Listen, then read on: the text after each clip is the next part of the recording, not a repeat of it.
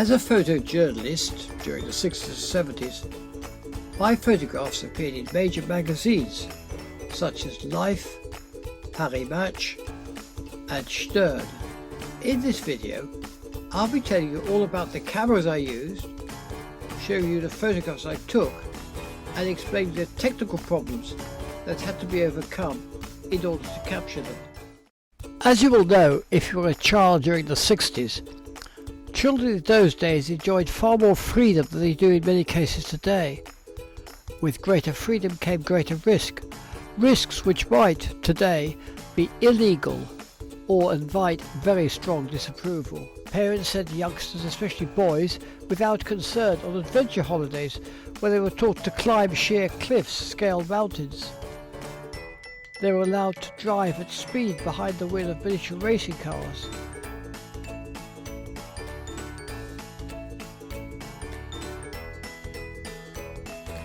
And to take painful sporting knocks, as with these two 8-year-olds practicing judo.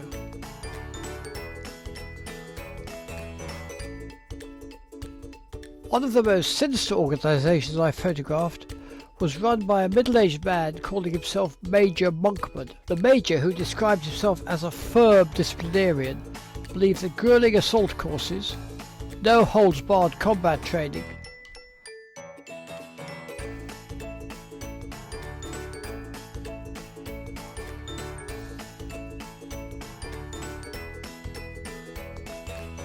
and unquestioning obedience would transform what he called long-haired louts into respectable citizens.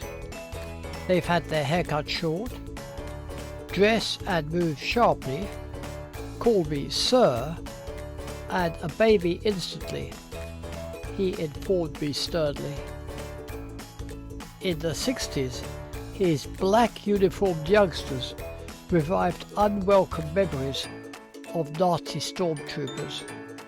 Another young man whose father believed in hard training was Sean, the 12-year-old son of a Kung Fu expert nicknamed Concrete Fred.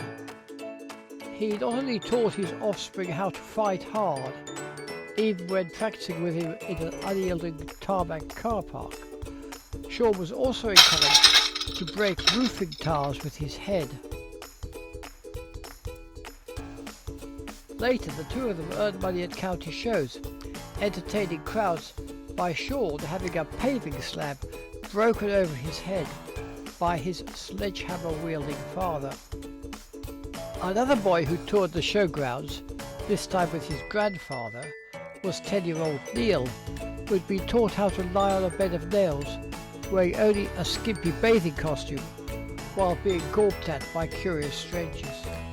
Then there were organisations which took teenagers to sea, training them to man ocean-going sailboats, climbing masts, and balancing precariously on the bowsprit without ever bothering to wear any buoyancy.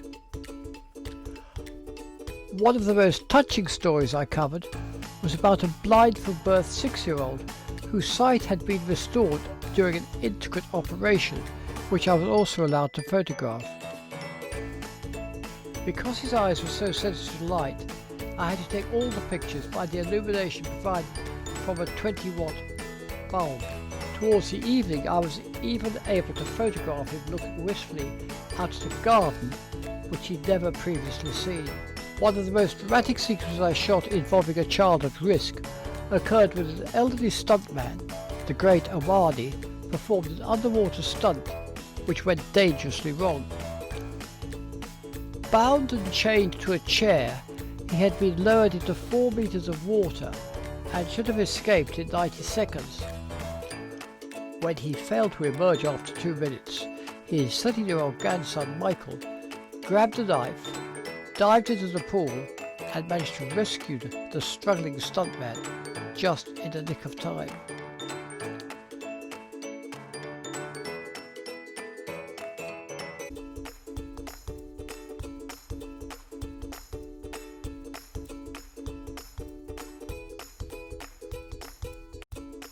In my next video, I'll be illustrating the extreme poverty in which millions of city-raised children lived during the 60s and early 70s. If you'd like to see some more of my photographs, please go to www.thewayitwas.uk. If you would like to purchase a copy of my book, The Way It Was, then please go to the same website and take a look at what it contains. If you lived through the 60s, it will bring back some memories. If you never lived through the 60s, you'll find a foreign country where they do things very different.